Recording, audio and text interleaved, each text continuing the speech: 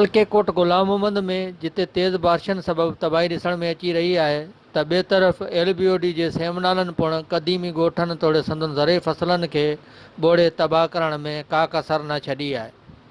UC Bhurgri जा क़दीमी ॻोठ बाबूदल, शहज़ाद नोंदाणी, खान मोहम्मद नोंदाणी, हाजी जमशाद काइम खानी, ग़ुलाम हुसैन नोंदाणी, आलम नोंदाणी, अब्दुल ख़ालिक नोंदाणी समेत केतिरा ई ॻोठ ऐं ज़रई फ़सुल सेमनालनि तोड़े बाअसरनि जे फसलनि जी नेकाली वारे पाणी ॿोड़े तबाह करे छॾिया आहिनि। अबा बारिश कोन्हे जेको असांजे हुन भुरगणी ॿेड़ी ॿोड़े छॾी आहे। कमु लही वियो आहे, सेमनाला कोन्हे पलटी पिया आहिनि ऐं जेको होॾां भुरगणी घारा हाणी असांजा हुन सॼा फसल ॿोड़े छॾिया। असांजे घर को हारी ॿारी तबाह थी आहिनि, हारी वेठा सिमन वेठा, तव्हां पाण ॾिसो हालत। साईं बरसाति असांखे तबाही करे छॾी आहे। सेमनालनि जे पाणियुनि ॻोठनि जी अहिड़ी कंडीशन थी वई आहे त हाणे ॿार बचो कढण बि मुश्किल थी वई आहे। ॻोठ ॿुॾी वियो, ॿियो हाणे का शइ कोन रही आहे। आज बि आहे कोन साईं। हाणे शहर मां जेको 50-100 जी मानी वठी ॿारनि खे खाराईंदो बसि। जॾहिं त सरकारी इमदाद टेंट बि हिन ॻोठ जे कंहिं बि मुतासिर खे मिली न सघियो आहे। कैमरामैन शाहिद ख़ासकेली सां गॾु जावेद कालरो, सन TV न्यूज़, कोट गुलाम मोहम्मद।